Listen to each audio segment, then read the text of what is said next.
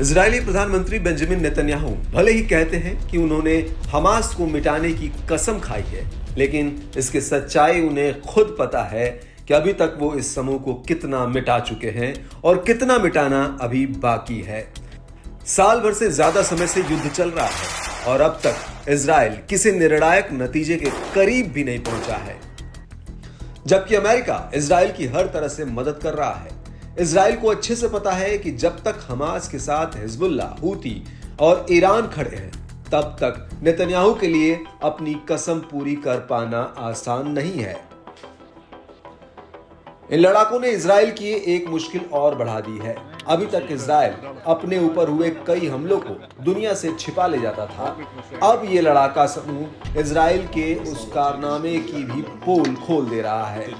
अब हमास और Hezbollah Israeli ठिकानों पर किए गए अधिकतर हमलों की रिकॉर्डिंग कर उसके वीडियो फुटेज जारी कर रहे हैं। हमास की सैन्य शाखा अल कसम ब्रिगेड ने गाजा में इजरायली सेना पर हमले का फुटेज जारी किया है।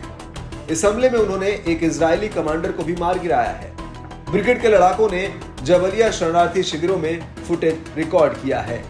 इसमें Merkava tank, D9 military grade bulldozer और एक अन्य सैन्य वाहन को नष्ट करते हुए दिखाया गया है। आपको बता दें कि इजराइल ने गाजा में इतना नरसंहार मचाया और कई ऑपरेशन चलाए, उसके बाद भी उसे वहां से तगड़ा जवाब मिल रहा है। शनिवार को अल कस्साम ब्रिगेड और अल अंसार ब्रिगेड के स्नाइपर्स ने गाजा में तैनात एक इजरायली सैनिक को मार गिराया और इसका फुटेज भी जारी किया।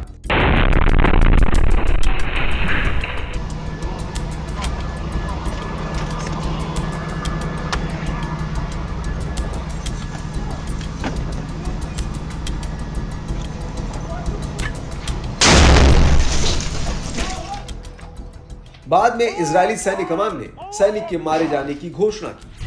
अल कसम लड़ाकों ने गाजा के एक शहर में रॉकेट से भी हमला किया। इससे पहले ही हमास और हिजबुल्ला ने भी इजरायली ठिकानों पर भयंकर हमले किए हैं और इसके फुटेज भी जारी किए हैं। हिजबुल्ला ने तेल अवीव इलाके में इजराइल के महत्वपूर्ण बेस कैंप पर हमले का फुटेज जारी किया है, तो हमास ने सशस्त्र समूह अल कसम ब्रिगेड द्वारा गाजा में इजरायली डिफेंस फोर्स यानी IDF के टैंकों पर हमले का फुटेज जारी किया है। फुटेज में हमास के लड़ाकों को उत्तरी गाजा में IDF के टैंकों पर हमला करते हुए देखा जा सकता है।